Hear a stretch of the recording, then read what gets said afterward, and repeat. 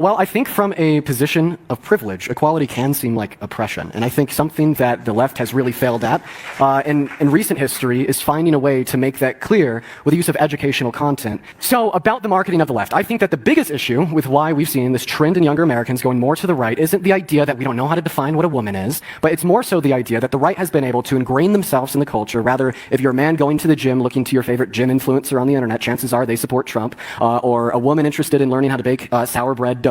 You were telling me earlier, chances are the content creator giving that to you supports Trump. And I feel like the root of this issue has to do with issues within the DNC and the Democratic Party not necessarily being as good as they could be at their messaging. Now, something you said there at the end is that it's about the policy. Well, I would say that the policy of the left is a whole lot better than the policy of the right. On one hand, we have a party that wants to get nearly $1 trillion from Medicaid. On the other hand, we have a party that wants to give tax cuts to 100 million American workers and the low and the middle class. The issue isn't with that. The issue is with how the left then turns around and tells America, here's what we want to do for you, and ingrains themselves into the culture. Well, I think one thing that they got wrong before the election... Sorry, not talking about policy now, I'm talking about messaging and the stuff that you do. Okay, so I'd say that half of what they got wrong was their messaging as it related to the policy of the last administration. But if you more so want an answer like regarding broader society, what I would say there is just simply the idea that the Democratic Party has really failed at ingraining themselves in the culture. Right? At ingraining themselves in podcasts that are popular amongst young men and women, at ingraining themselves in businesses, gyms, as I already pointed out, et cetera. And I think that is one part where the Democrat Party really failed prior to the election.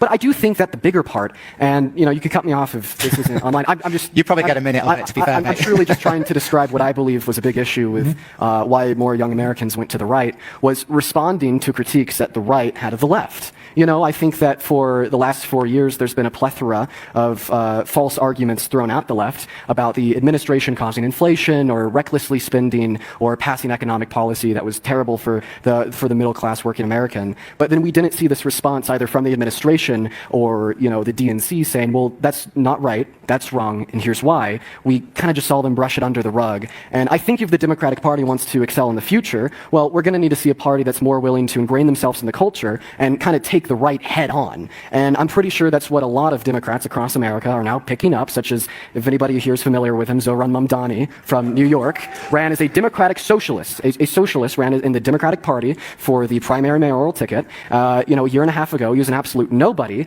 And since then, he's been able to take down Andrew Cuomo via this messaging on the internet of taking, the right head on. Here's what I want to do for you. Here's why the other side of the aisle was really bad with what they want to do for you. That's what we need to see on the macro scale of the Democratic Party and the totality of America, not just one city in New York.